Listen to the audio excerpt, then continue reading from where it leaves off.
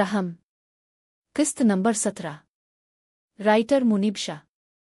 ये ड्रामा बहुत दिलचस्प और मज़े का है। इस ड्रामे को पढ़ने के लिए चैनल को फॉलो करें। आयत ने कहा, फातिमा यही तो बाजी के शौहर है।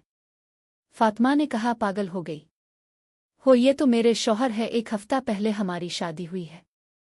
आयत ने कहा, फातिमा 6 साल हो गए हैं शादी को और 2 बच्चे भी हैं। फातिमा ने कहा, तुम्हें गलतफहमी हो गई है। फातिमा रोने लगी जाती है और अपने घर चली जाती है। माज बिल्कुल ठीक हो जाता है।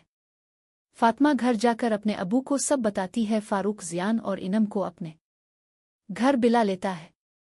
ज़ियान पहले तो मान ही नहीं रहा था। फारूक ने कहा, आप शाहिद को फ़ोन मिलाएं। ज़ियान ने कहा, हाँ शाहिद की शादी हुई भी है, नुक्ता हमारी मजबूरी थी। फारूक ने कहा, क्या मजबूरी थी? ज़ियान ने कहा, इकरा ने शाहिद को वीसा दिया था और उसकी नौकरी लगवा थी। शाहिद की कहीं भी नौकरी नहीं लग रही थी, मगर शाहिद फातिमा को पसंद करता था और उसने मुझे साफ कहा था, अगर मुझे फातिमा ना मिले तो मैं मर जाऊंगा। फारूक ने कहा, इसमें मेरी बेटी का क्या कसूर था?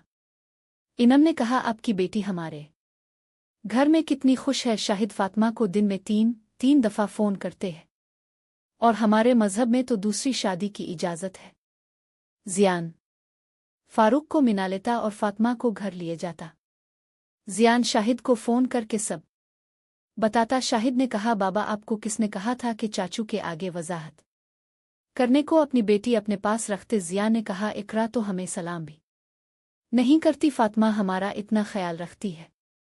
शाहिद ने कहा, बाबा अपने मुझे सही पैसा हुआ है। आयत इकरा को सब बता देंगी। ज़िया ने कहा, अब अपना मामला तुम खुद संभालू। माज अपने ऑफिस आता। माज अब ठीक हो चुका था। आयत अपनी बहन इकरा को फ़ोन करती और सब बताती। इकरा ने कहा, आयत मैं फ़ोन रखती हूँ। इकरा बहुत परेशान हो जाती है और रोने लगती है और कहती, शाहिद मैं तुम्हें छोड़ूंगी नहीं। आगे पढ़ने के लिए चैनल को लाइक और सब्सक्राइब करें।